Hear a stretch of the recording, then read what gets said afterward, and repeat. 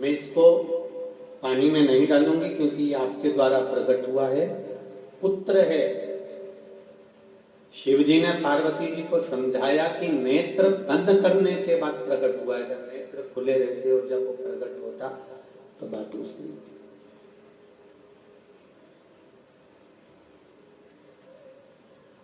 बहुत शिव जी ने कहा, तब माता पार्वती जी ने समुद्र में उस बालक को फेंका, हिरण्याक्ष ने उसको पकड़ लिया। जब बड़ा हुआ हिरण्याक्ष के प्राण चले गए। अब अंधकासुर ने तप करा, साधना करी, बहुत तप साधना में डूबा।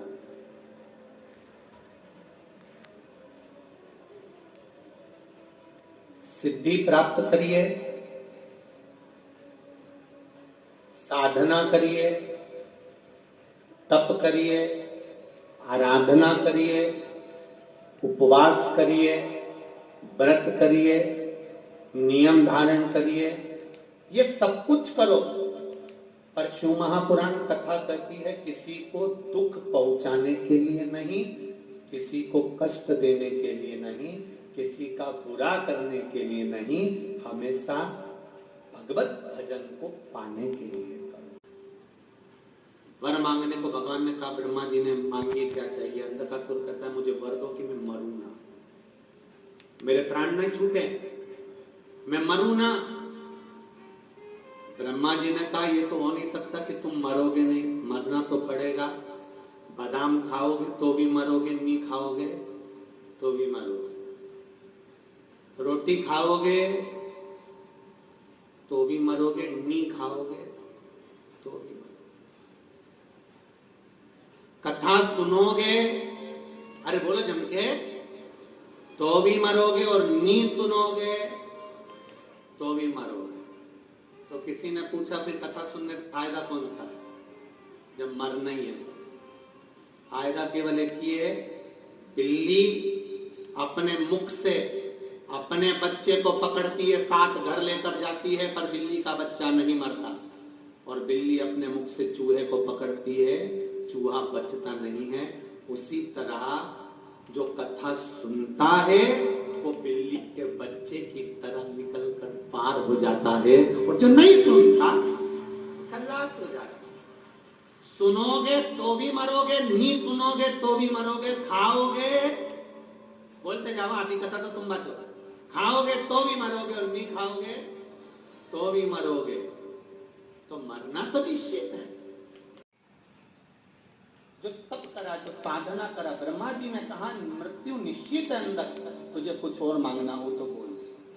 अंधकासुर ने कहा प्रभु बस आप एक कृपा कर दीजिए, अगर मुझे अमरता का वरदान नहीं दे सकते तो इतनी कृपा करो कि मेरे प्राण जब छूटे, जब मैं अपनी माता को गलत दृष्टि से देखूं। क्योंकि अंधकासुर को यह मालूम था कि मेरे को जन्म देने वाली कोई मां नहीं है। अंधकासुर को यह मालूम था कि मुझे जन्म देने वाला कोई पिता नहीं है। मैं तो जल में मिला हूं हिरण्याक्ष को, उनको ये मालूम है। इसलिए उनको लगा कि जिस दिन मैं अपनी माता को गलत दृष्टि से देखूं उस दिन मरूं, उस दिन मेरे प्राण छूटे। भगवान ब्रह्मा जी ने कहा तथास्तु, कहा और ब्रह्मदेव तथास्तु कह दिए। अंधकासुर गया, अब उसको मत आ गया, अहंकार आ गया, विमत्ता आ गई कि अब मैं मरने वाला नहीं, क्योंकि मेरी कोई माता है ही नहीं।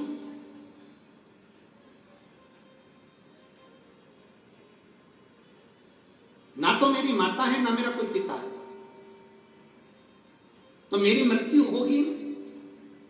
अंधकासुर ने अपने दूतों से कहा मुझे शादी करना है, विवाह करना है।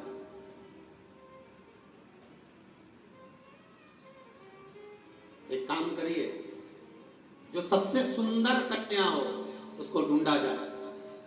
दूतों ने कहा जो सबसे सुंदर कन्या थी हिमालय राज की बेटी, उसको तो भोलेनाथ जी ले गए।